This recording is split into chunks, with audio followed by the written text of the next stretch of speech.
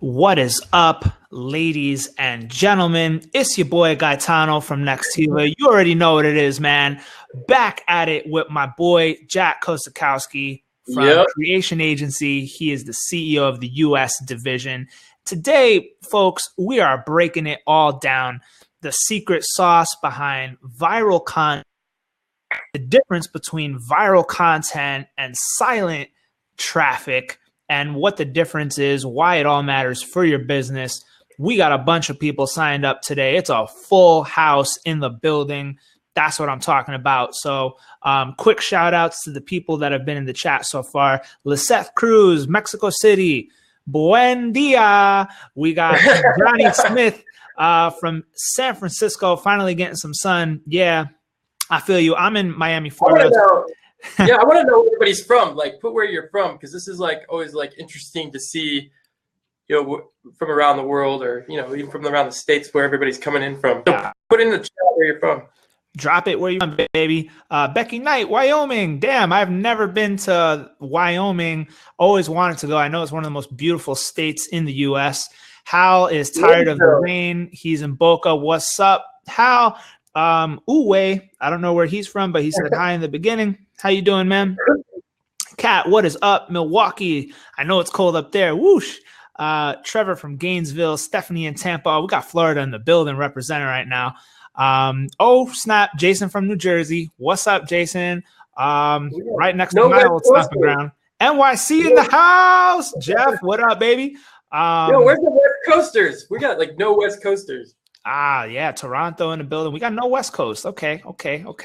Buffalo, that's what's up. So, by the way, Suzanne, how you doing in Buffalo? So if you guys didn't know, Nextiva is the official sponsor and partner of the Buffalo Sabres. So we have a really tight-knit relationship with those guys. Brandon from AZ, what up? Jack, you're also in Arizona. Arizona love. And you know what, by the way, I'm a Buffalo Bills fan, so I wish Nextiva would have sponsored the Bills, but whatever. Maybe we'll get that next. We'll get that next. Nick from San Diego, what is up, man? Oh, wow. So we got a packed house. I'm so happy to see everybody. Josh Ozarks, what's up? Hal said he can only hear me. So I think, Jack, if you can maybe speak louder or speak more directly into the computer, that would be dope. All right. Josh from Bentonville, how you doing, man? Oh, he's in Walmart Town. Bentonville, cool, man. So, I mean, Jack, let's set the context here, but a bit. What can the audience hope to learn from today? And at the end of this webinar, what will they know that they don't know right now? Well, I think that to set the stage, like viral content is like not an easy thing to do. So, and sometimes it's like not even like technically the best strategy to get your outcome in most cases, which is more leads, and we'll talk about that and so forth. But I think there's a viral mindset, and just what's all the upside from viral content, I think, is what I think people should take away from this. And then on top of that is like at least giving yourself like a strategy as to build your audience. Whether you're a brand or a personal brand, doesn't really matter, right? They're one and the same anymore. How just strategies, what types of content can help you get there. And just to kind of open your eyes to the idea of what virality can do for your business, right? I think a lot of people just don't even understand that. Yep, absolutely. And we're going to break that all down today. Quick question from Jeff. Will there be a replay sent in this webinar? Absolutely. You are going to all get a follow-up sent with a record of this webinar. That will be available as well. There's tons of gems in this. This is my secret sauce. This is Jack's secret. Guys, listen, we don't open the hood like this, okay? This is pure gold, and you're all getting it. Pure value, no sales pitch stuff, no nonsense, no BS. We're getting right to the juice, baby. So, yeah, Jeff, you already know what's up, man. So, so here we go, man. I mean, let's just dive into this. I'm going to start sharing my screen. We're going to just dive right in. We got another question that came in. It says Jack's audio, his visual is a little bit blurry for his video, but they can hear you well. But the visual for your camera, Jack, is a little bit blurry. So that may mean that you may need to adjust your camera settings if you can, or try to just kind of reconnect, refresh your internet if you can. So he's going to do that. I think it looks a little bit better from my perspective. Yeah. Weird. It's showing up like completely fine on mine. So I don't know what's up with that. That's weird. Okay.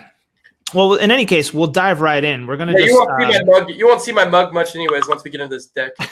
Yeah, once we get into this deck, guys, you're gonna see the real gold. So believe me, you're gonna want to see this deck probably more preferably than Jack. Sorry, Jack, no offense, but me too. I'm not that cute. So let's just get into this. I'm gonna share my screen, folks, and we're just gonna take it away.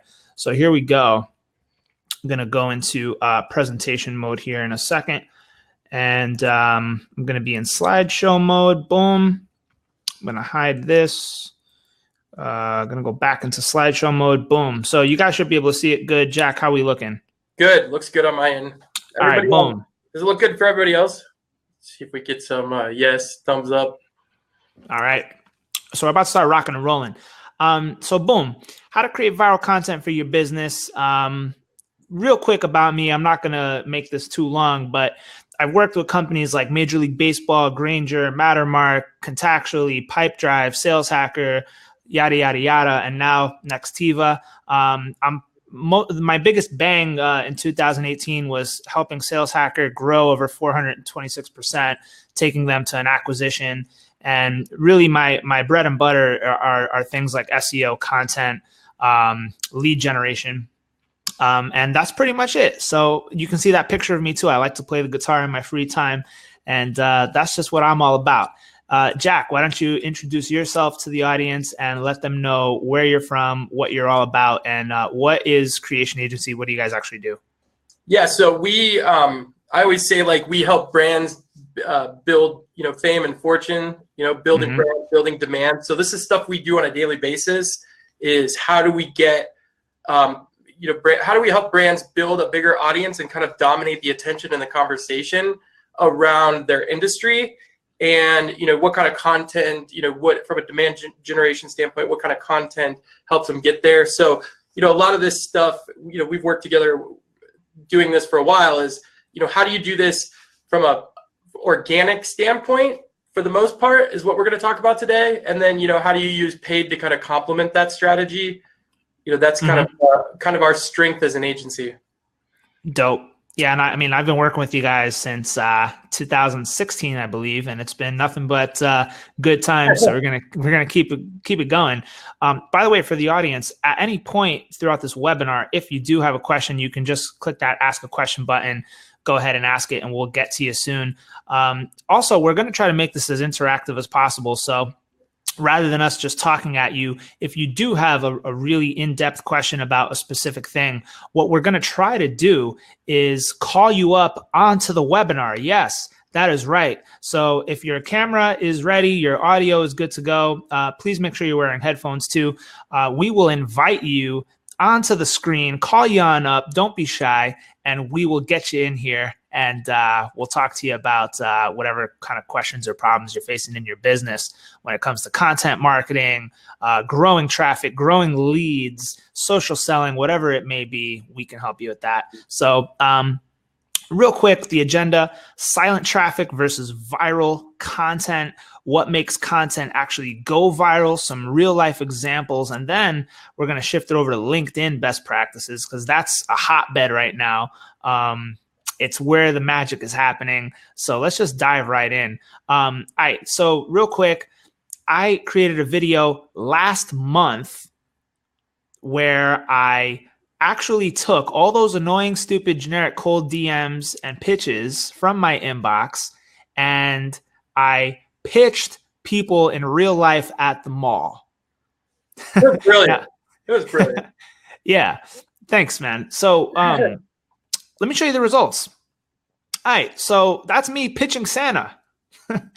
and I know it's ridiculous, but like at the end of the day, nobody's really doing anything different on LinkedIn. It's a lot of the same stuff. And, I just said like, damn, I got to do something different to stand out. Why don't I take this massive problem and make something, funny out of it, just to show people the point.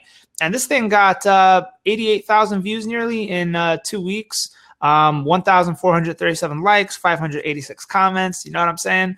And it got 230 reshares. And these were all pretty legit people resharing this stuff. So the point is, like, what's the ROI on that? Like, sure, I made a lot of noise on LinkedIn, but guess what? I use that as leverage to get this HBR, baby, Harvard Business Review, right there. So this is like, one thing kind of leads to the next. This is all about building street cred at the end of the day. You want access, you want accessibility to things like this. You've got to build street cred. So another thing too, like, building Sales Hackers traffic over time. We were documenting everything about this and putting it out there. How are we growing traffic? How are we building posts that are actually going to matter to our audience? And then, doing podcast, you get, invited on podcasts such as this. This is the Evolving SEO podcast, one of the top marketing podcasts in the game right now. And look, they're looking to put you on a pedestal if you're willing to give away free information. And at the end of the day, you're just building more and more and more street cred, and it's all compounding. And when you compare stuff like that to, say, the viral video, then you look at the other on the other side of it. It's like you got a company like MayoClinic.org, and they're building the ultimate guide to mesothelioma, right? And now that's not getting 90,000 views in 2 weeks, but look at the traffic value of that keyword. They're number one in Google for the keyword mesothelioma. The traffic value of that keyword is about $340,000 a month. And you can see that the organic traffic trend pretty much directly aligns with the traffic value trend. So as traffic goes up, the value goes up. As traffic goes down, the value goes down. So at the end of the day, it's like they're going to get only 8,000 visits a month from this term, but that's going to add up over time to be far more than 90,000 views in 2 weeks. That's going to never go away. That's always going to be there. So yeah, I mean, it's like, what's the ROI, right? So what's the ROI of 8,000 visitors if 10 of them converted, right? I mean, and it's like through not having to pay the $339,000, but just using a really good, smart content strategy to drive people to the site organically through a keyword that probably has an ROI of millions. Exactly. I mean, mesothelioma, I know for sure that lawyers and doctors and stuff are paying millions of dollars for advertising and for referral fees. That's how Mayo Clinic is making money, ads and referrals. So, it costs them probably not that much money to make this guide. Their whole game is content marketing. So it probably cost them a couple $100 in research, maybe, to build the content out. And now look, they have a number one piece of ranking content that's getting consistent 8,000 visitors a month, traffic value of $340,000 a month just from this one thing. And they have hundreds, if not thousands, of guides and articles targeting these really expensive medical terms. Now, I just decided to use this as an example because it happens to be a very pricey example, so you can really see that. But if you're in the B2B tech space, this is all kind of the same concept. Like, for Nextiva, we're after terms like business phone service, small business phone service. What is the cost of voice over IP? All these things. We also target CIOs, so we build a lot of content specifically for CIOs. And I know, Jack, your content strategy for Creation Agency is also very robust in that you guys are targeting social strategy, social selling, Facebook advertising, all these sorts of things. And over time, this just adds up and adds up and adds up. So that's what it's all about at the end of the day. So, Jack, before we get into how to measure content, was there any questions from the audience? Anything that came up, or did you have anything to add to this chat so far? Well, I think as you're thinking about virality and content, thinking about attention, I think what we are all struggling in with all the companies that we work with, and any company, including probably everybody here, and let me know if I'm wrong, but we're just struggling to get people's attention. And so, content that doesn't get a lot of engagement or doesn't get a lot of views, it just goes right through your feed. So really thinking about the competitive advantages, how do I get one big win with one big piece of content that could drive 50% of your traffic, But honestly, it's really about, it gets 50% of the attention in somebody's feed, right? We need to get attention. Virality allows you to get other people, to get you to their audience, to get the attention from people that you can't get on your own. So if you really want to think about virality is how do I get other people to share my message in a very organic way and honestly do the marketing for me? That's what virality is. It's letting other people do the marketing for you. Yep. Absolutely. And I mean, like, Jack, maybe you can share this with the audience, but like, you've been really successful with a lot of your content marketing, especially on social media. I think there's nobody doing Twitter marketing better than you. You've kind of cracked the code to Twitter somehow, which is really impressive. And then also, your LinkedIn game is really strong. Like, the question I have right now is like, how do you balance, like, yeah, I want to go for these big gangbuster posts, but then you also have that like slow and steady game that's going to be more bottom funnel oriented. How do you go about dividing your efforts on going top funnel, real big idea, get new people to notice you, versus like, yeah, the real buyer oriented stuff at the bottom of the funnel that's going to ultimately get conversions and leads, whereas the top funnel stuff is just going to get awareness? Like, how do you divide your efforts on that? So what I figured out is that 75% of the content that I share is not mine. So wow. I like to draw people in from other people's content, and there's a variety of upside to that. One is that, if you strategically do it and let's say you're in business and you're in sales and you want to have a conversation with somebody, if you share something that they're doing, you're giving yourself a shot at starting a conversation with them because you can become an advocate. Now, on a larger scale, I like to share stuff that's interesting and kind of aligns in the sphere of thought leadership or things that we do, clients that we're looking for, which is like, embedding videos and of other people's content that's, valuable and gives them something personally and professionally they can walk away with. And I think it's the consistent effect of a compounding interest, right? With building an audience and building engagement.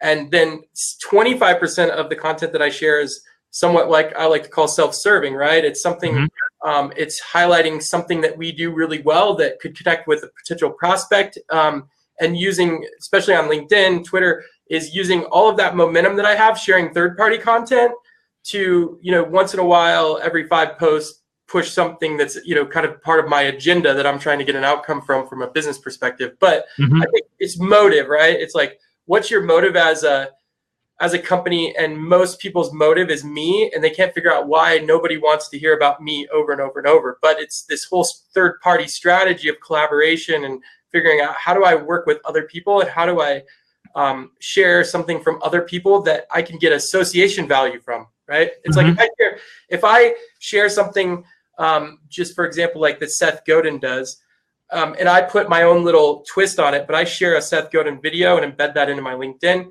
and I put, a little bit of twist on what he's saying. Now I get that, people know who Seth Godin is, but they might not know who I am. So now I'm bringing them over to engage. And then I'm sharing something a little bit later that shows that I was on a podcast, the same podcast Seth Godin was, right? So it's third-party validation, third-party content to, give tons of value, and then retargeting every, so often with something that I could draw people into our business. Dude, that's brilliant, man. And it's, it's the signal to noise ratio at the end of the day. It sounds like your ratio is 5-to-1. For every 5 pieces of third-party content that you share, you throw something else into the mix, which I think is a fantastic ratio. I would absolutely recommend that to everybody. All right, so Brandon has a question. How do you get these super busy CIOs to respond? Brandon, do you want to come on up, man? Maybe let me invite Brandon up real quick and see if we can get him on before we continue with this webinar. We'll take a question real quick. Brandon, I'm going to invite you on screen. If you're able to do it, awesome. If not, it's all good. Let's see. I found you. I'm going to just invite you on up, buddy. So you should see the screen prompting you to come on up. So if you can get that in, just accept and go ahead. So you should see that coming through any moment now. And hopefully he can join. And if not, it's all good. Let's go with this one real quick. James Murphy, is there an ideal time to share content? Does time of day or which day share you matter? And share matter. So timing. What you share. I absolutely not. The funny thing is, like, I read all these posts about data-driven stuff, and all that stuff's great. But some of the best posts I get, I do everything on the fly. I don't pre-tweet, or I don't set up Sprout Social on my personal stuff, especially now with brand stuff we do. We try to play by the rules when it comes to time and follow the data. But for the most part, I just share stuff as I see it. I think that's where a lot of people go wrong, especially from a social media perspective of like, if you see something and you think it's got some real massive value personally and professionally to your network, share it whenever. I mean, if it's 11 p.m. at night, share it at 11 p.m. at night. Some of the best content, even from a brand perspective, some of our clients, we've seen night posts do a lot better because you're not fighting the noise in the feed. So I wouldn't be too concerned about what time you share something or when you share something. I would be more concerned about making sure you share something that you feel is like super valuable and it really cuts the noise versus everything else that you're reading or watching. Yep. 100%. I would just say the only rule of thumb is don't post between midnight and like 7 a.m. You know what I mean? Like, you're probably not going to get great results if you do that. But like Jack said, try a Saturday post. You'd be surprised. Or a Sunday post, Sunday night, actually. Sunday, because you know what it is? A lot of busy executives, Sunday night is a big thing for them because they're not distracted. They want to get ahead for the week. I know I do that. Because during the day, it's mayhem. There's calls, there's emails, there's fires that got to be put out, there's meetings, there's this, there's that, yada, yada, yada. Sunday night is like their little sanctuary time. So they're going to be browsing through LinkedIn, looking for interesting stuff. And that could be a good opportunity to, like Jack said, it's not that busy. So you can really stand out. So you got to mix it up a little bit. Well, let's get back to Brandon's question on that too, is that, we work with a big, we run the marketing for a big conference called onug.net. It's a huge CIO IT conference. And what we find is that when we send out emails on Sunday nights, we get the absolute best engagement rates, click-through rates, and so forth. So the thing about, busy executives is like Sunday night seems to be, especially CIOs, it seems to be when they're got quiet time, maybe they put their kids to bed or, and so they're really kind of trying to catch up for Monday. So maybe try doing a little bit of communication on a Sunday night and sending out those one-to-one prospecting emails. And then you just got to get real clear on your messaging. One of the things we found after testing a lot is like, you have to be super short and super sweet with one small call to action as to what you can offer. And you have to do it in a very strategic way with less copy. So if I could give you any advice from our perspective on a marketing and kind of a one-to-one outreach, short, sweet, and try Sunday nights because you're fighting. The inbox of a CIO looks like a cyclone hurricane just hit, right? During busy hours. Yep. Yeah. If I could just add to that before we continue, I got one of the best cold emails of my life the other week. And this person did 3 things that I thought were really brilliant. It was only about 3 to 4 sentences. Sentence 1, this person researched me, knew that I play the guitar and that I enjoy creating music. This person said that, hey, I listened to your song. So that got my attention. That's number 1, familiarity. He did his research. Number 2 was... here are the problems. He also said, I speak to directors of demand generation all the time, all day long. And I know from speaking with them so regularly that these things are the top problems that demand generation leaders are facing, which was true. He was right about the things that he said were problems. And then the third thing that he said was, here are the results that we're getting for your top competitor, Ring Central. Familiarity, research, pain, solution, pressure from outside forces, competitor. 3 things. Can we talk this week when you're free? He earned my respect with that one. And at the same time, he didn't just cold email me. He hit me up on LinkedIn. He tweeted at me and he DM'd me on Instagram.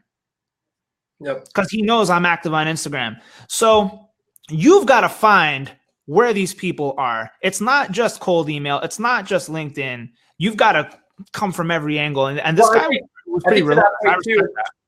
I think to that point too is that it takes 7 touches 7 to 9 touches with CIOs to get a response.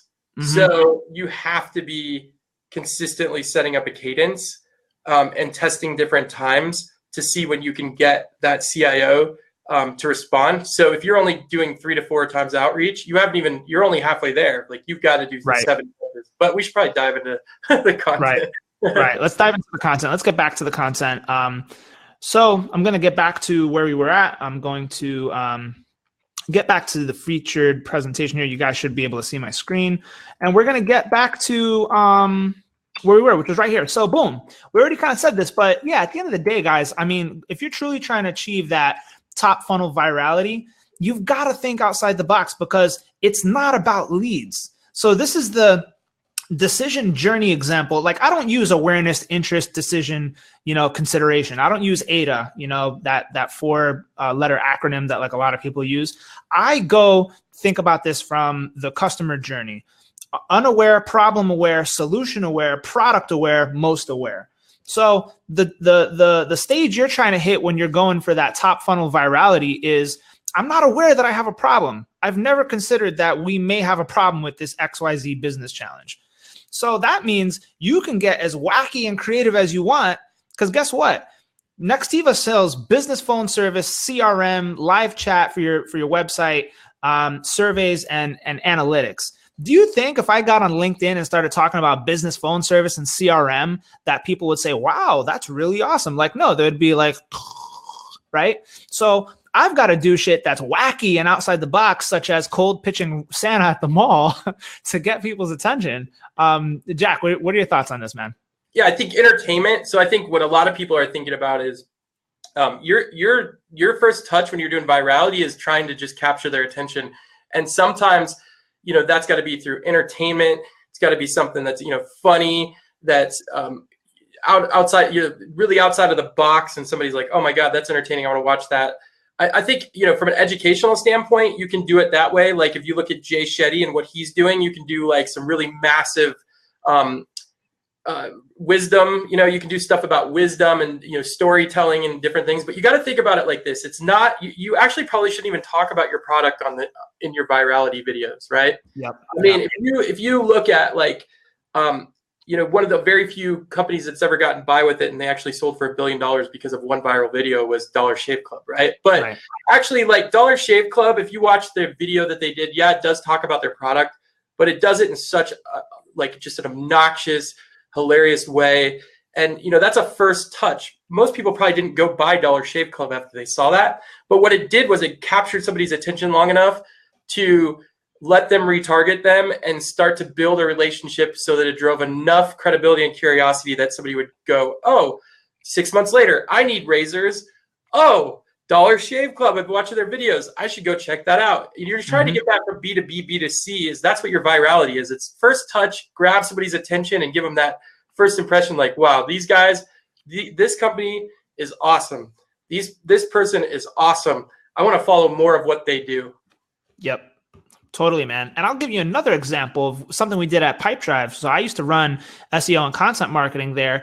And on April Fool's Day, we put out a post that said, customer case study, guy manages his dating Tinder pipeline with Pipedrive CRM.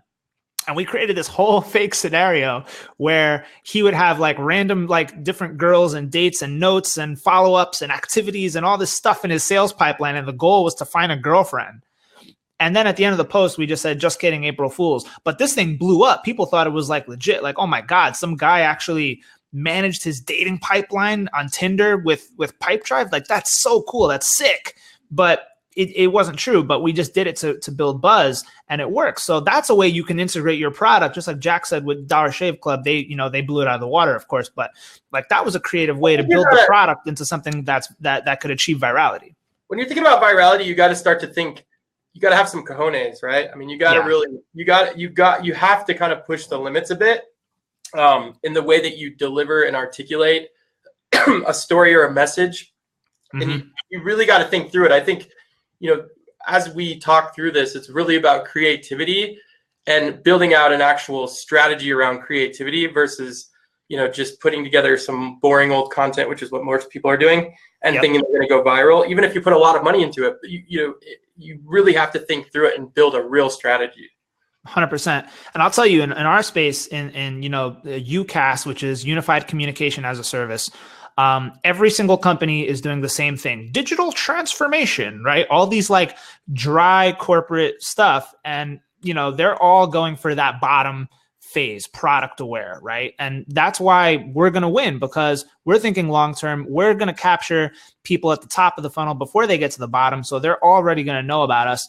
And hopefully that's going to help us win the deals and influence deals as marketers. And that's what our whole job is. So real quick, I'm not going to bore you with the geeky stuff too much, but this is the way you can evaluate the effectiveness of your content on your website from a quantitative perspective. You can use SEO spiders and crawlers. One that I use is Screaming Frog, and you can extract all this stuff with APIs and that plug into backlink sources and Google Analytics.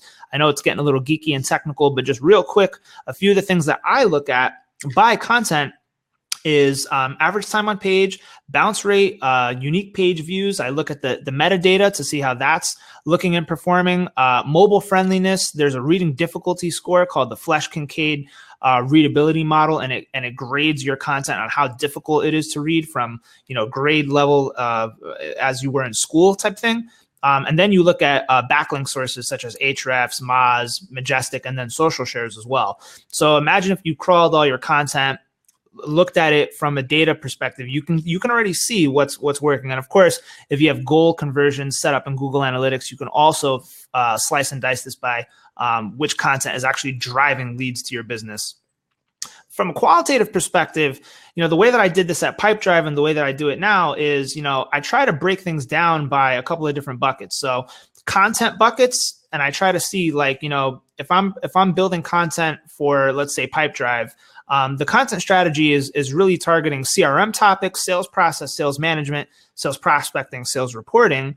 I like to look at those in cohorts and see okay, is our sales reporting content getting more leads than, say, our sales process content? Are we creating too much top of the funnel content for sales process topics and not enough for, say, sales management? And you can, this starts to get into a rabbit hole here, but you can basically segment topics by alignment. You can see where in the decision stage these buyers are, where you're producing content.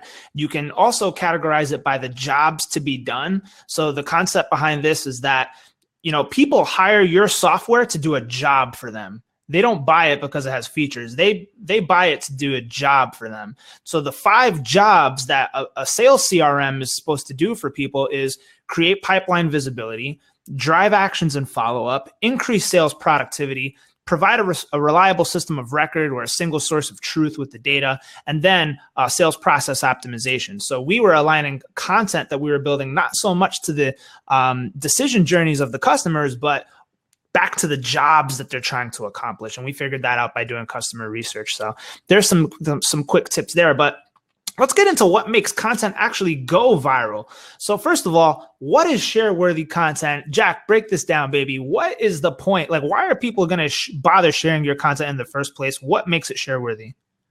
I mean, a lot of times it's some type of emotion, right?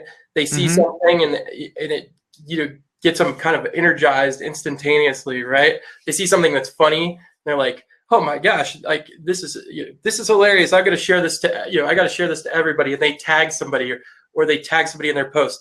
I think there's different types of emotions, and everybody kind of uses them differently, right? I mean, there's some that use the story of somebody and something tragic that happened to them, and they turned it into the hero story.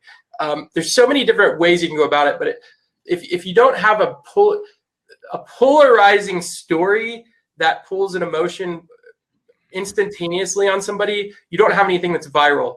So the emotion has to be super strong, whatever emotion that is, and there's many that you can tug on. But if you don't have that, your chances of going viral are slim to none. Yeah, I couldn't agree more. And if you're really thinking let's get in a room and think about how to build viral content from scratch, start with the emotion. What emotion am I trying to achieve from the audience by result of doing this content. And for me, doing that viral video on, pitching Santa, it was humor. It was, identifying a problem, obviously, but it was humor. Humor is what I started. What can I do that's funny? You know what I'm saying? So you can look at this content pillars chart right here. You can see the various kinds of emotions. You can align that back to content types. So, heartwarming facts, or, inspiring video, or shocking like images, like all that stuff. You can do it in all these various different topics. These happen to be, by the way, the most viral topics from BuzzSumo. So things like health, pets, babies, love, music, celebrities, like dog memes and stuff, like always go cats and all these. Like I see people on LinkedIn sharing videos of like lions running together in Africa, and then they're like, "Oh, your marketing team should be like this because there's camaraderie, rah rah rah," and then it somehow gets thousands of shares and likes because it's like rah rah content. But let's go back to this. So Shareworthy content, pretty much, does it provide value? Does it allow you to grow and nurture relationships? Will sharing that content help your audience better define who you are? Will those who share your content better understand your brand? Will sharing it provide some sense of self-fulfillment or third-party validation, as Jack likes to say? Oh, look, he's sharing this because he wants to be associated with Seth Godin. Oh, now I'm on the same podcast as Seth Godin. So it creates that sort of self-fulfilling association. And then it's relatable. Yeah. The key word is relatable. When you can pull an emotion, and if I would analyze, if you really want to build a viral content strategy, I would analyze all the content that you're seeing and the things that make you stop and go, oh, shoot, like this is awesome, right? And make you share it. And think about the emotional state you're in at that point, because a lot of times it's a very polarizing emotion that's relatable to you, right? I shared a video the other day that I saw on Facebook, and I shared it on my LinkedIn, was about going through the car buying experience. It was a salesperson doing a humorous spinoff of like what it's like to go through the process as a buyer. And it was hilarious. And I just thought to myself, like, the relatable aspect of it is that it's funnier than heck, right? But the emotional stuff is that it's funny as heck. I felt like almost like I was in it. I was relating to it because I could remember when I bought my first car, the experience was like almost identical, right? So they took a scenario, they made it almost identical to anybody's buying experience. And, you could take the emotion away from it multiple times. Humorous, you could be mad. I mean, there's probably people that were watching it going, gosh, I hate buying a car, but this is hilarious because it, makes me go back to that piece. So how do you relatable is always the number one thing. I think that's what building an audience and understanding your audience is. You have to share things that 80% of your audience will get emotion out of or value personally and professionally. And I see that's where a lot of people go wrong, is they built this audience, but they have no idea how to share something that's emotional and relatable to that audience. They're sharing stuff that would be more emotional, relatable to another audience. Yep, absolutely. So let's get into headlines. So headline best practices. Headlines are the key, or a major key to achieving virality and unlocking massive engagement with your content. One thing that I take a lot of pride in, and Jack takes a lot of pride in this as well, is if he's doing a LinkedIn post, for example, that first opening sentence has to make you say, whoa, I got to stop my feed. I got to stop my tracks. I got to see what this is about. Same thing here. So this is from BuzzSumo, and this on the left is from BuzzSumo. On the right is from, on the left is from Buffer. On the right is from CoSchedule. So these phrases are the most popular phrases that were used in the most successful headlines of content in 2017. This is a bit old, but I think it's still relevant. So this is like if you start off an article with the headlines, phrase of like, this is for example, way that top chief marketing officers are achieving growth in 2019. Like people are going to want to click that because they hear this is they know for sure it's going to be, actionable and all this sort of stuff. And then to the right, the graph on the right, CoSchedule recommends going extremely positive, like Jack said, or extremely negative. Like which side of the spectrum are you going to be on? Start with that emotion. You can always go things like always, fastest, easiest, most, greatest, largest, yada, yada, yada. On the negative side, you can do worst, never, nothing, no one, no way, by no means, all this stuff. So the other cool thing about this is if you use these phrases in your content, you start to write in a way that's more like how people speak. And this is also what Google favors, by the way. They don't want you writing like a robot. They want you writing in natural text, because with their natural language processing machine learning, it's going to reward content that sounds more human than sounds more robotic. Yeah, and it's about, I always call it the hook. So like he said, your first sentence has to be a hook. It has to be an emotional hook.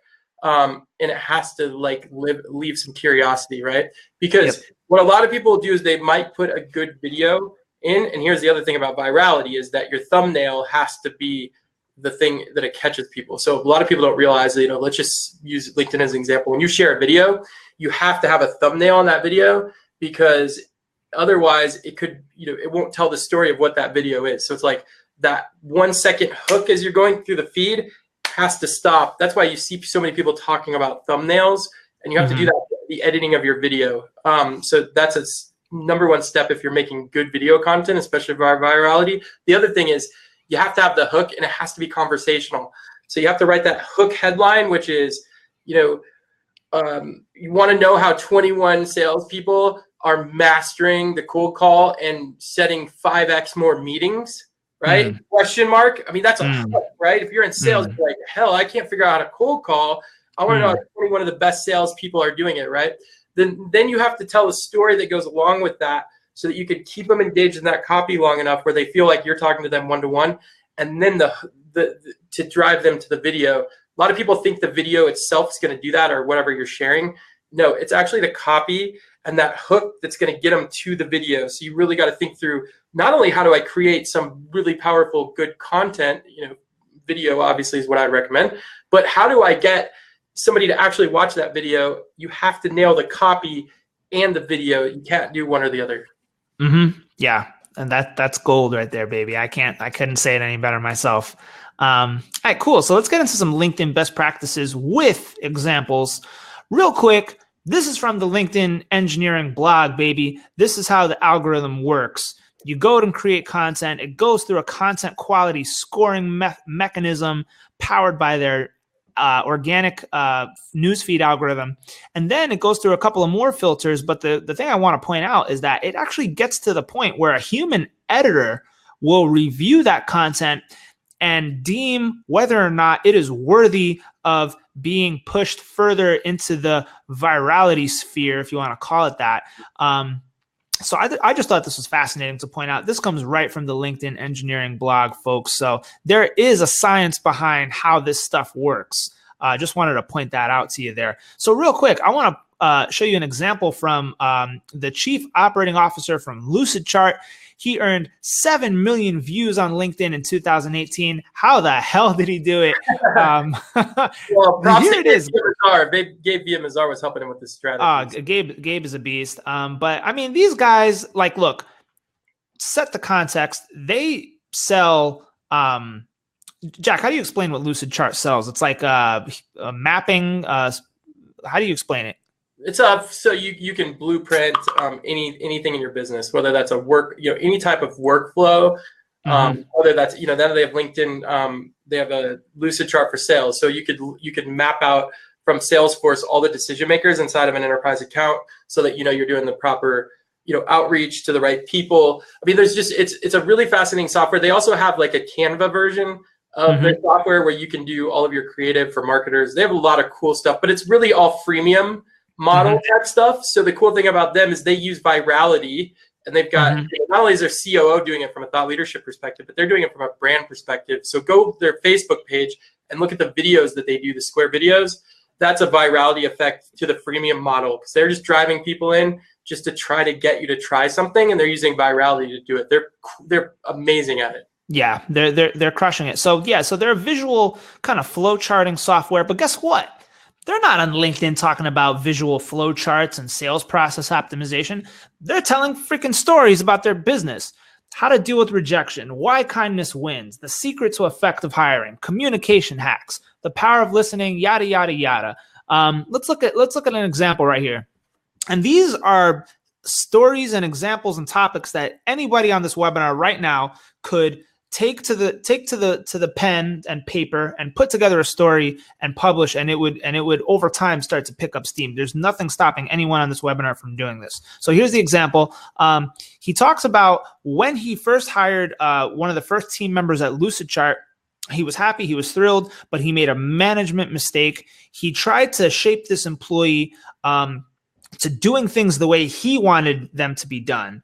And then he realized, oh my God, I'm micromanaging. I need to ease up and let this employee shine. I need to let them figure out their own processes, let them be more autonomous in their day to day. And then, look at the result, 3,092 likes, 163 comments, hashtag lucid learning. They created their own kind of branded hashtag, which I think is pretty cool. And over time, I mean, this just starts picking up steam. And the ROI of this is like, look, they know you're top of mind. They're going to be curious. What's this Lucidchart stuff all about? I think I got to check it out because they're doing some cool shit online. And it's about time I start looking into what they do. Even though it may not be 100% relevant, guess what? You still know them. When you guys get this deck, you're going to see the LinkedIn feed link that has all the content that they put together. They put together like a cool slideshow on this, so you'll be able to click through it and share it. But Jack, did you have anything to add to this Dave Grohl example? Well, I think this is the future of what marketing looks like. Marketing looks like this is that your executives or the people that are kind of leading the charge, people are going to get to your brand faster, quicker, and at more scale through the people in your company that are leading the voice and through them sharing and giving away stuff that's relatable to other people, right? So, I mean, the thing is, like, this is like an emotional thing, right? It's kind of emotional. It's like, he's getting you to think about the first time you hired somebody. And then he's talking about the pain of it and, what he thought and then what happened. There's lots of people that I guarantee could easily relate to this story. And that's why you're getting so much engagement, right? 3,000 likes, 163 comments is because somebody actually, there's a ton of people out there that could say, that's me. Like that is me. So, this is a first touch. How much business did this drive? Who knows? But how many people went and looked to see who the heck is Dave Grohl? Wow, this is a smart guy. I want to follow him. And then over time, after enough touches, because Dave's pretty consistent about putting out really good content, said, oh, what is Lucidchart? How could Lucidchart help me? And I wonder how many conversations Dave started that could have led to a product conversation. And the thing is, this is free. This post probably took him 10 minutes. He probably enjoyed sharing this with somebody, almost like getting this story off his chest. And the business value of it is he got virality. That's viral. And probably gained a whole bunch of new connections, which in return, he's sharing stuff about Lucidchart, and Lucidchart in the end now will get the business out of it. How do you track that? That's the tough part, but that's where people got to get over it. He doesn't care how he's tracking it. He doesn't have that motive that he's going to drive more business with this. He has this motive to be smart, help more people get smarter from his experiences. Right. And this is a C-level person, guys. Now, this is a major way to stand out. If you can get your C-level execs on board with this kind of strategy, you're going to win because let's face it, most C-level people on LinkedIn, like they're just ghosts. Like you go to any CMO's profile, you see nothing. You go to any COO's profile, you see nothing. CIO profile, you see nothing. There's nobody really out there doing this. This is wide open. And if you can get somebody in your organization to start building their thought leadership, you can open doors that you never thought were possible. So let's keep it. Yaniv, where you at, bro? Yeah, Yaniv's getting better. He's getting better. I'm getting him on board. He's got work to do, but he's getting better. So Jack, this is a brilliant example of one that you did.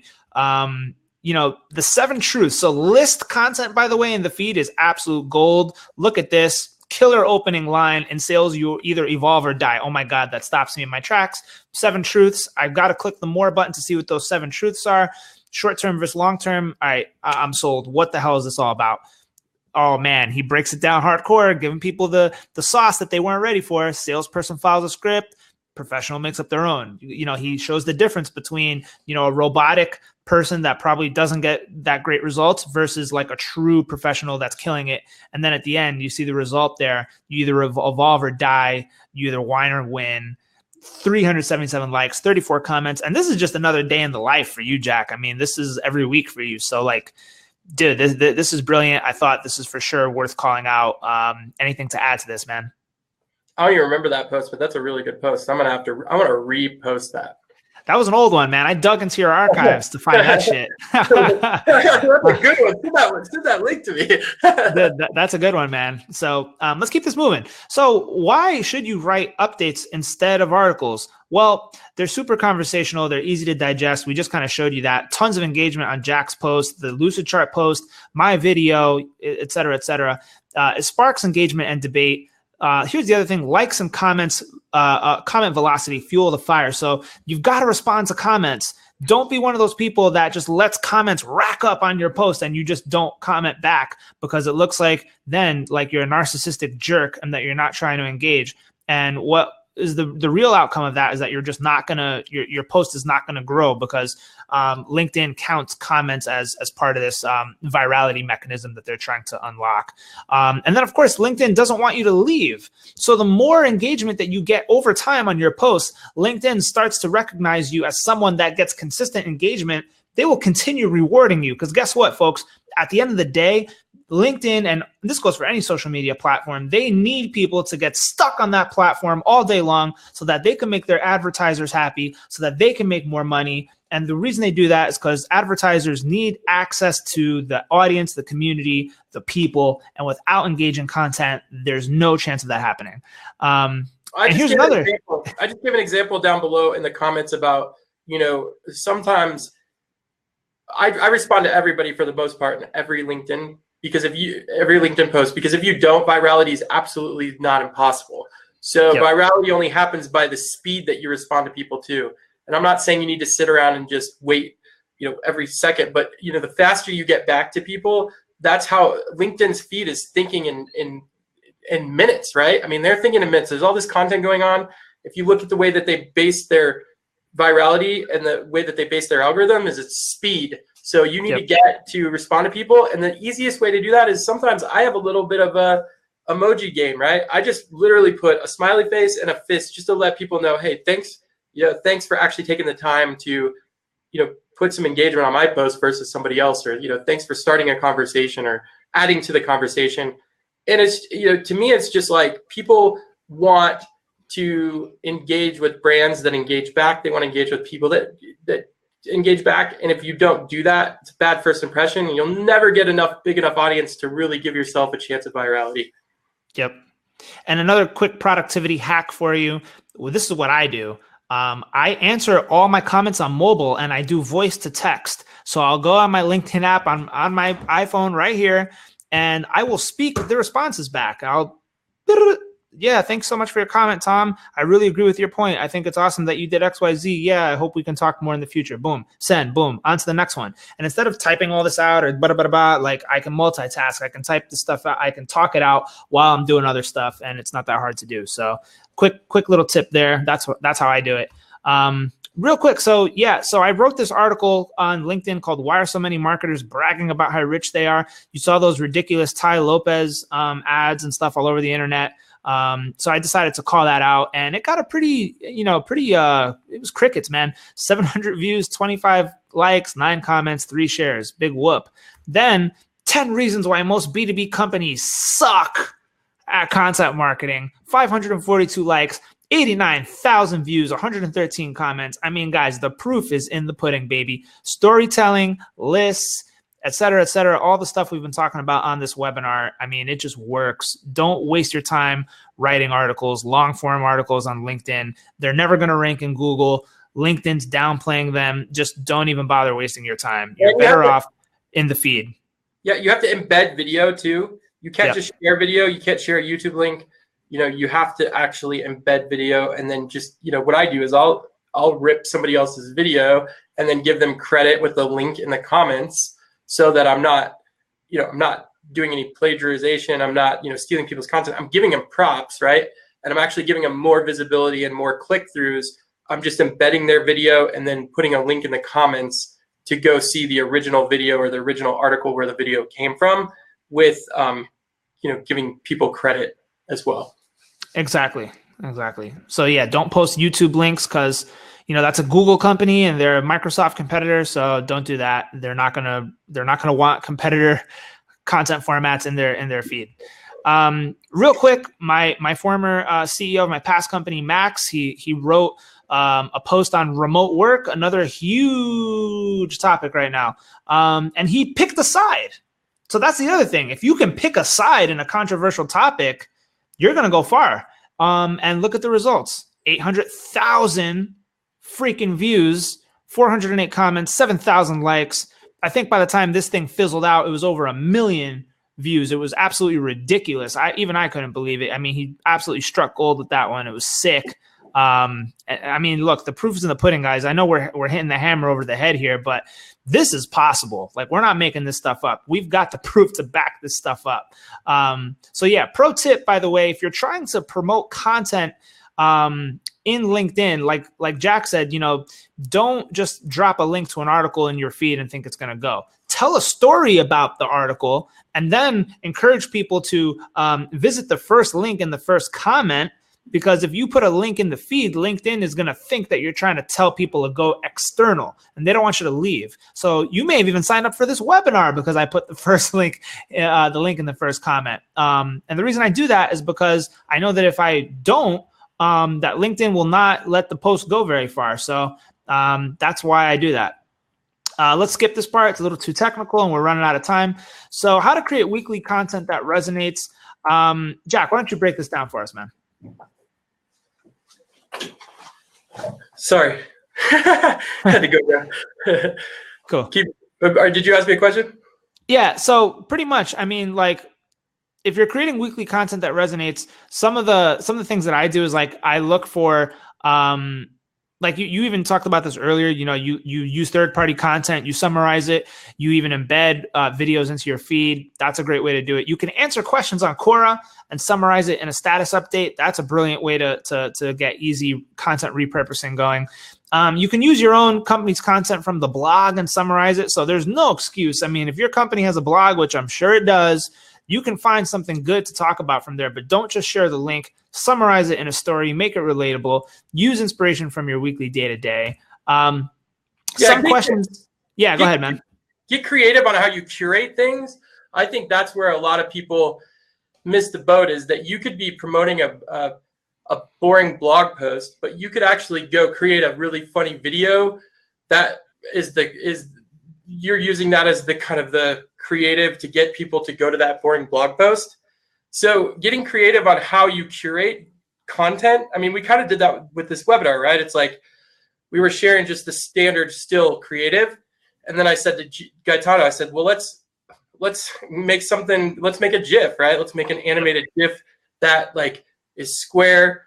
And you guys can see that if you're connected with one of us on LinkedIn, you can see we did 2 variations of it. And we almost 3x'd the number of signups within a 2-day period from that creative. So, right. And that's from a lead gen perspective. But if you look at the amount of views that GIF got compared to the still creative, it was like 10x more views and it captured 10x more people's attention. So, sometimes it's not even reinventing the wheel on the content. It's reinventing the wheel on what content do you use? What creative do you use to drive people to that content? Right. So, real quick, some questions to consider during content ideation. If you're starting from scratch, you have nowhere where to start. Here's a few ideas. This is by no means an exhaustive list, but you can talk about problems that are happening in your industry and you can give your POV on that. You can talk about what skills are crucial to succeed in your role or industry. No matter what target buyer you're going after, the skills of that persona are always a good thing to talk about. So for example, at Sales Hacker, we were after VPs of sales. So what are the top skills that all VPs of sales must have in order to be successful in 2019? You could replace VP of sales with anything: CIO, CTO, CEO, whatever the case is, you can replace that with anything. The future of your industry, trends and predictions. These are always huge things. What advice would you give your 21-year-old self? That's always a pretty interesting one. Advice that you would give college grads, cutting edge tools that you can provide insight on. I think Scott Brinker from HubSpot is the godfather of that one, but you can still do it too. Not to say that you can't, dip your toe into that pool. You can also use Google Auto Suggest, and people also ask box in Google. So if you just type objection handling, I use this as an example, in Google, you can see people also asking about what are objections? How do you overcome them? What does it mean? How do you qualify the customer? What qualifies a prospect? Already these ideas are waterfalling. Lead qualification. Look at the auto suggest. People want to know about the process, the checklist, the questions. How do you do it in Salesforce? What are the stages? Automatically, this is like 5, 6, 7 topic ideas that you can build just by using Google Auto Suggest. You don't need some fancy keyword research tool. Freaking Google is telling you exactly what to do, what people want, in the order of the most important thing. Right there, baby. So there you have it. I mean, there's really no excuse to this anymore. What content will go viral? I think we're just going to sum this up here before we open it up for Q&A. We're about at the end. So content that is most likely to go viral, like Jack said, storytelling with an emotional hook. Plant that into your brains. If there's one thing that you get out of this webinar, it should be that. Unique research or data-driven posts. So you can use third-party resources for that. You don't have to go crazy trying to figure out ways to create your own data. Question-based content, that's always a good one. Start off your post with a question. Bold, thought-provoking, controversial, like I did. You can pitch Santa at the mall. Got to be careful with it, though. You don't want to do anything that's going to offend people, but you got to be, a little kooky. And then downloadable templates, checklists, special opportunities. People love free shit, guys. Keenan did a fascinating little mini study where he gave away like a bunch of free books on his LinkedIn, and people were going nuts. And then the next post was, hey, can everybody go to my Amazon account and leave me a 5-star review? And like no one did it. So, I mean, it's just human nature. People want stuff, but they don't want to give anything. So that's the way it works. Well, and I think we missed one thing here, and that's what do we miss? If you want to go viral, a lot of times the best thing to do is to go find somebody that has a viral audience and collaborate with them. I think that's where a lot of people go wrong is you can't go viral if you have no audience to go viral with or no budget from a media perspective, right? Right. So that's why, especially if you have a brand budget, the easiest way to go viral is to create something, a good storytelling, which is all the things that we just talked about, but go find somebody that has a big enough audience that already relates to your brand, or those people can actually, those people, they have an audience of people that could actually become a customer of yours and, build a partnership with them. A lot of times you have to pay, especially if that big audience, but that's why you see every single Super Bowl commercial, right? They go get a celebrity. They go pay celebrities for one reason only, right? Because they know those people are going to share on their channels and they're going to get 1 million views. But that's a very, very advanced strategy, probably more for like an enterprise high mid-market, to be fair. But you could still do it on a lower level is, ask Gaetano, who's got a pretty big audience, ask me, who's got a pretty big audience, to interview on your podcast, right? Ask cool people. I mean, I'm amazed at how many times Seth Godin goes on the average person's podcast, right? Yeah. I'm amazed, and really, what does it come down to is you just got to ask them. I mean, a lot of people, if you're going to tell their story and you're going to do some marketing for them, if you just ask them in the right way and you show that it's going to get them more reach and spread and more ways to get their voice out. At the lowest level, just go find normal people that have a big audience and see what you can do from a collaboration standpoint. Yep, exactly. I couldn't have said it any better myself. I say yes to a lot of stuff, and the reason I say yes to a lot of stuff, even though it may be like average or not as popular as it could be yet, I know that someday it will be or could be. So, imagine if you're like one of the first people on some podcast that blows up, that person's going to remember you as giving them a shot when they were to nobody. And now they're huge. They're going to bring you back and it's going to, pay off for you. So, real quick. One thing we forgot is, using your people internally. I think this is where a lot of companies go wrong is if you've got 100 employees and you're working on a campaign, get your employees to help get them involved. And what I mean by that is, create a Slack channel. Create a Slack channel that is, fire content where, you let everybody in the company know that when we post something in the air, the faster you could go like and share this, And don't take advantage of it because you don't want your employees just being a big spam bot. But you can do it strategically and let your employees help spread the message as well. And by doing that, you'll really help your chances of virality. And I'm just amazed how many companies, even a small company, if you've got 10 people, why the heck aren't you, letting those 10 people give yourself a jump start from a marketing perspective? It's amazing how many people post something on their, go look at your company's Facebook page. Have you gone and liked the posts? Have you been involved in that as an employee? I mean, wouldn't you want to give a little bit more help to the algorithm for your marketing team? Because I see enterprise companies that have a Facebook page and they post something on there and they have 1 like, but they have 2,000 employees. Absolutely a joke, right? I mean, and this is like normal. Help your marketing team. And your marketing team, if you're in the marketing team, you have to set up an easy way to feed your employees content so that they can, know that they should engage with something. Exactly. Cool. Wrapping up here. How do you get relevant conversation started? We're at the very end. Quick couple of tips from my man, Richard Harris, the godfather of sales, if you want to call him that. He's an OG in the game, but 4, I would say, commandments to live by. Do not pitch in your InMail. Do not pitch in your connection request. Do not attempt to be friendly in your invite request and then turn it around and pitch as soon as you're accepted. Do not tag people. Don't tag like 100 people in your post asking for their opinion when all you're trying to do is SEO yourself on LinkedIn. Please avoid all that stuff. Here's what you should do, though. When people comment on your post that you don't know, you should connect with them and engage immediately. Keep the conversation going. Please do not go for the hard sell. Play the long game. Ask for a collaboration of some sort. Hey, can I interview you in some capacity? Can we do a LinkedIn video collaboration? Ask your target buyers to join your webinars, your podcasts, whatever. Ask them for a quote that you can inject into a blog post. Something soft just to, break the ice.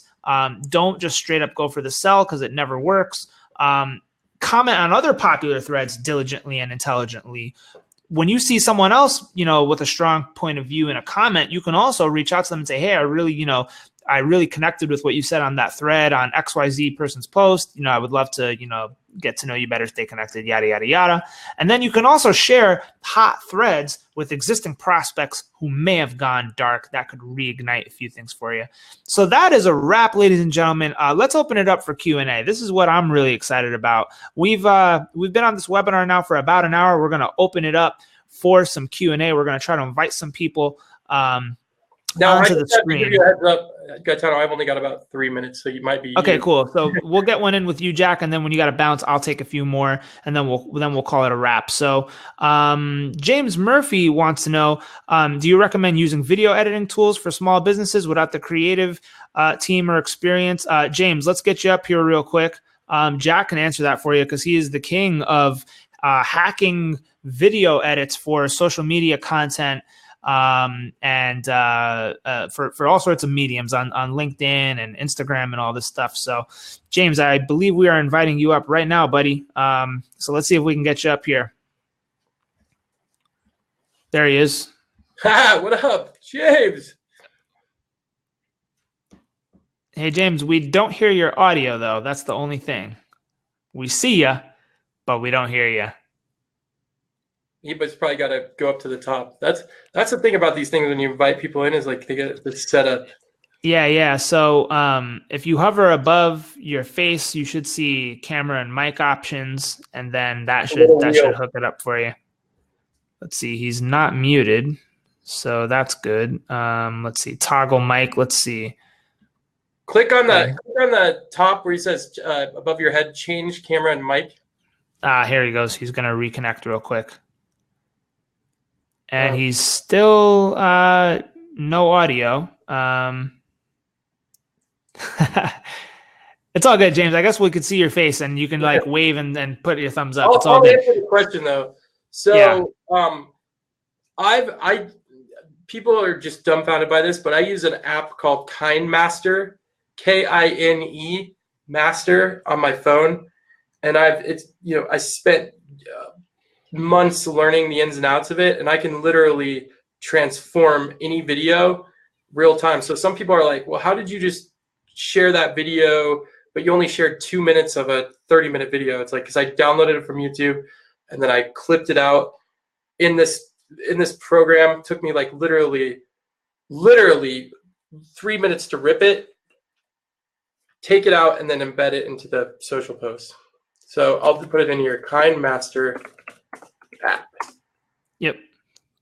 And by the way, if you guys want to hit up Jack or hit up Creation Agency, I just put Jack's email in the chat. So it's jack@creationagency.com. You want to hit me up, Gaetano@nextiva.com. You can email any of us with anything you want. So thanks, James. I hope that helped you out, buddy. Let's get a few more people in. Jack, if you got to bounce, it's all good, man. I'm gonna bounce right now. Okay, dude. Check out skillslab.io too. We've got like actionable ways to do a lot of the stuff that Gaetano and I are talking about, and it's all free. Yeah. Go to skillslab.io. That's Jack's platform, and he does webinars all day long on all sorts of awesome topics. If you want to stay updated with that stuff, go to skillslab.io and subscribe. Hit up jack@creationagency.com, or just visit creationagency.com, or hit up Jack on LinkedIn, Jack Kosakowski on LinkedIn, and you'll be able to find him there. So I'll field a few more, Jack. If you got to bounce, it's all good, buddy. Thanks again, man. Let's see who we've got left. We've got Elsa, Jeremy. We got a lot of people. So are there any other people that just want to come up and give any feedback on the webinar, talk about any particular content or marketing challenges that they're having in their business? Just type me into the chat, into the sidebar, into the chat, and I will call you on up here and we can have a quick little chat. It looks like Brandon wants to know, how do you connect with C-level execs, the decision makers? Dude, I will tell you, man, the way that I do it is primarily by two ways. I create content that specifically targets them, and then I will send it to them. I know it sounds kind of brain dead, but it's really that simple. If I want to connect with a CIO in the construction industry, or a chief technology officer in, let's say, I don't know, cybersecurity, I will review with my content team how to create a gangbuster post that's going to speak to them. And then I will hit them up for a quote. I will say, hey, Mr. or Mrs. So-and-so, Chief Technology Officer, we're building a fantastic guide that is all about how Chief Technology Officers can better manage their IT teams. And I would love to get a quote from you that we can inject into this article. Would you mind if I share the article with you, and would you mind contributing a quote? And that is always a great icebreaker. And then from there, you can start building rapport and see where the conversation leads you. But it's all about finding unique ways to infiltrate that and kind of break the ice. So I hope that was a helpful tip for you, man. Let's see. Josh, he said he had to go. Thanks, man. Jeff, thanks so much. Let's see. Anybody else want to come on up? Just type me like this into the chat bar, and I will call you up for a quick chat. And we can talk about pretty much anything you want. It doesn't really matter. Don't be shy. If we have any brave souls on the webcast, I will call you up right about now. You're welcome, Brandon. Becky, can't wait for your next one. Thanks, Becky. Appreciate it. I hope this was great info for you. If you guys want to connect with me on LinkedIn, by the way, I'm going to send you guys my profile link. Drop it in the chat here. That's pretty easy to do. I'm going to go right here and drop it right here. Cool. Josh said the Yeti Pro mic is nice. Yeah. It's a must, man. I mean, it's USB. It's real easy to set up. You don't need any fancy softwares or anything like that. Yeah, it's a must. It's a must. You know, I don't do any webcasts without it. It's totally been a game changer. So if anybody's looking to get into podcasting or webinars and stuff, the Blue Yeti Pro is absolutely great. It's only about $150. You can get it on Amazon. Elsa, yeah, replay available. Yep. Definitely replay will be available. You should get it automatically sent to your inbox directly after this crowdcast is over. Yep, Catherine, yep, replay will absolutely be available. Also, you can subscribe to Nextiva on YouTube. We're going to post all the videos there as well. We've already posted a few of them. I'm just going to go to Nextiva's YouTube channel real quick and drop the link. So you guys can subscribe to us on YouTube if you want, and you can stay updated with all the webinars here, which is pretty cool. You can do that as well. I'm just going to copy the link here and drop it into the sidebar if you're interested.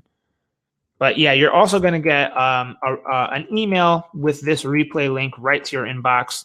So that's everything that you can do there. Anybody want to come up and talk to me before I close this thing out? I'm going to give us about another minute or so to see if there's any brave souls. Let's see who we got in the building. We've got Elsa, Stephanie, Alexandros. How you doing, man? Eric, Scott Turner, Johnny Smith. How are you? Jennifer, what's up, Jennifer? Suzanne still with us. Cool. Jeff, Alan, Catherine, Jason, Andrew Golden, Josh, Stelios, Gudrun, Carrie Webb, Emily Blosser, Stephanie. Cool. So I guess that's a wrap for today. If there's no more questions, Alexandra said Stelios is the best. I'm sure he is. I don't know him, but I'm sure he's a beast.